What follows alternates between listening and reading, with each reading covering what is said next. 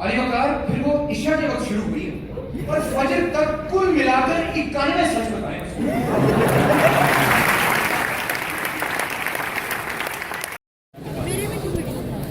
क्योंकि मुझे चाहिए, मेरे पास साइड पे हो। नजर ना ला दी उन्होंने। बड़े अफसोस की बात है कि हम एक विद्रशाही निजाम में रहते हैं और तारीख गवाह है कि इस निजाम में जब जब औरत को इक़्तिदार मिला, मर्द जलकर कोयला बन गए।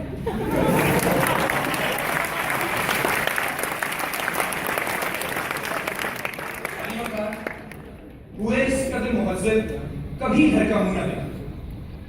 यहां शायर खालिसतन अपने घर की बात कर रहा है क्योंकि शायर के पास है स्कूटर, वो भी बगैर साइलेंसर, और जैसे ही बजते हैं 2 और किनेट कॉलेज को होती है छुट्टी, तो शायर निकालता है स्कूटर और लोग निकालते हैं गाड़ियां। लेकिन आली वकार शायर कभी जमाने की परवाह नहीं करता क्योंकि शायर है मुहज़्ज़ब, और ऐसा मुहज़्ज़ब कि कभी किसी अकेली लड़की को अकेले घर जाने नहीं देता।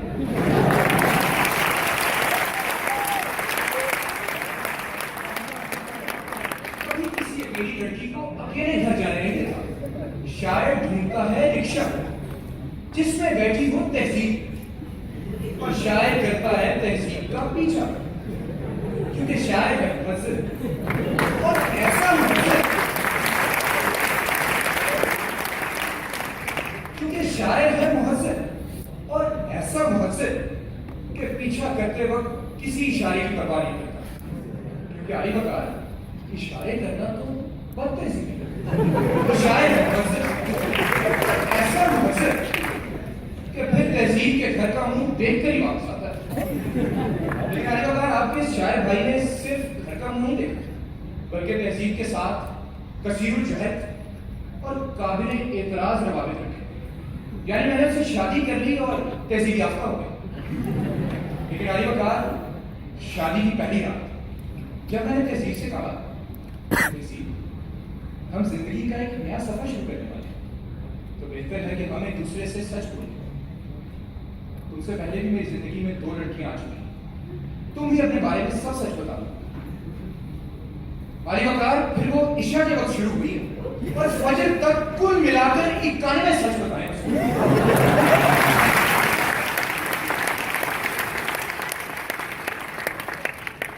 किसी दुश्मन को भी ऐसी सच्ची राह नसीब है। आली वकार मुझे तादाद पर एतराज नहीं था, मैं याद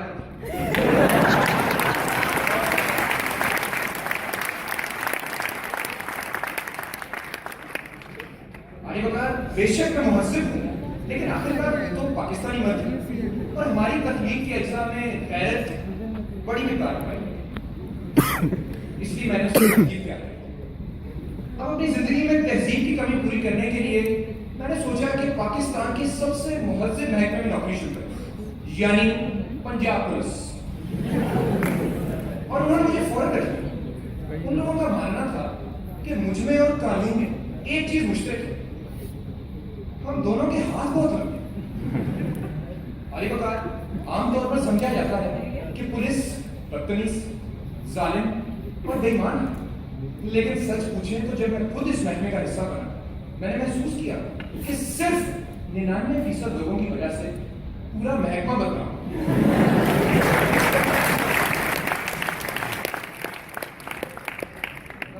मैंने सोचा कि अपना मुहज़्ज़ब अंदाज पंजाब पुलिस को मिलेगा, इसलिए एक भैंस गाड़ी के तौर पर फूलों का एक टोकरा लेकर मैं इलाके के सबसे बड़े बदमाश मजीद फरनस के पास गया, यानी मजीद।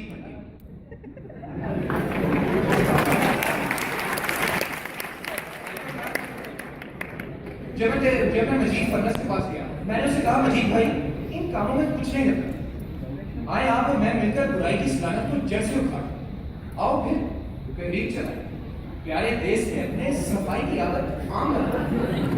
भाई उसने कहा, जी बिल्कुल सफाई करते हैं। मैं भी सफाई के लिए अपने सबसे खास आदमी हैदर को बुलाता। फिर हैदर आया और उस दिन मुझे जिस्म पर बेशुमार निशाने लगे। जिनमें से एक इंतहाई गैर मुनासिब निशाने हैदर की ताब ना लाते हुए मैं इस जहाने फानी से कूच कर गया। अब मेरी आंख खुलती है कब्र की, मेरे सामने है मुनकर नकीर। मुनकर ने मेरी सीढ़ी देखी, बहुत हैरान हुआ। नकीर तो दिखाई। नकीर ने जब मेरी सीढ़ी देखी उसने कहा आदमी तो बुरा नहीं है लेकिन जीसी का लिहाजा जहन्नम।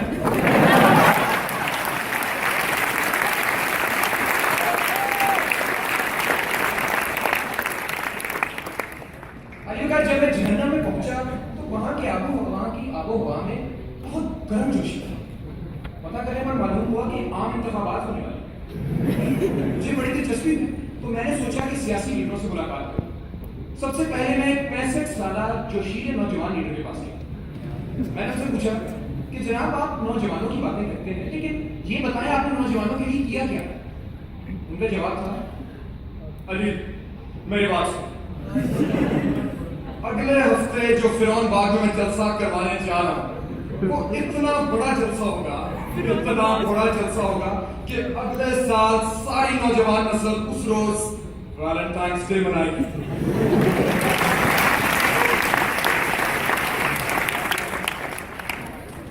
फिर मैंने उनसे पूछा कि खान साहब आप अगर वज़ीर आज़म बन जाते तो सबसे पहले आप किन मसाइल पर तवज्जो देते? उनका कहना था कि सबसे पहले तो मैं जहन्नम के माहौल को ठीक करूं। इतनी गर्मी हो गई है कि तवे को चूल्हे पर रखते हैं तो आग जलाने की जरूरत नहीं पड़ती, तवा अपने आप गर्म हो जाता है। आपको यकीन है खुद तवे से पूछो।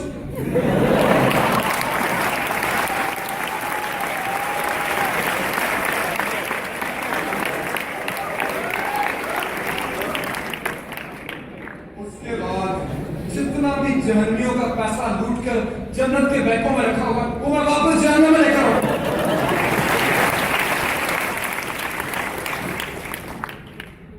उसके बाद आखिरकार मैंने फैसला किया कि जहन्नम के निचले दर्जे में जाऊं और इब्ने बिनते भुट्टो से मुलाकात करूं।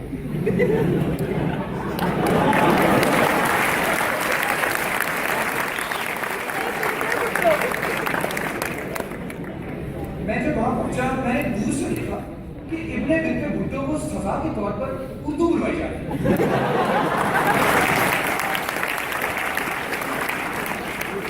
जरा गौर करने पर मालूम हुआ कि ये अज़ाब उनको नहीं उर्दू कर बैठा है।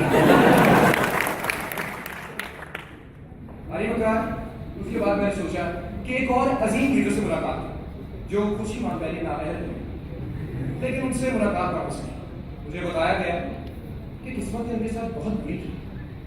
कुछ सहूनी और ताबूती साजिशों के बायस वो इंतहाई कसम कुर्सी के आलम में अपने जन्नत वाले फ्लैट्स में बेबसी जिंदगी। मुहज़्ज़ब होने की मैं क्या बात है, हमारा मुल्क तो इतने नाजुक मोड़ से गुजर रहा है। दहशतगर्द इस कदर जदीद हो गए कि दहशतगर्दों ने अपनी कमर में रबड़ लगा ली, जिसकी वजह से उनकी कमर कई बार तोड़ने के बावजूद वो फिर से खड़े हो जाते हैं।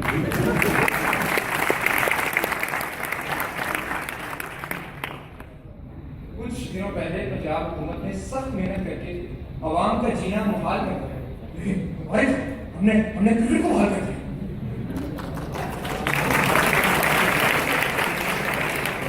एक वफाकी वजीर का बयान आया कि हमने अवाम को मुतहर्रिक कर दिया। ये बात सुनकर मेट्रो पुल के नीचे पड़े एक शख्स ने बाजू से टीका निकाला और कहा एक बारी फिर।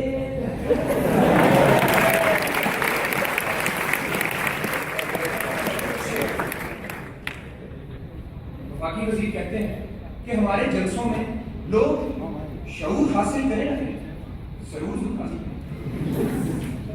खातिनों साथ घबराने की बात नहीं, क्योंकि कौम जाग रही, सारी रात जाग रही। कौम के व्हाट्सएप का लास्ट सीन सुबह 4 बजे। कौम फसाद से रस खत्म करने के लिए जिहाद बिल फेसबुक करे।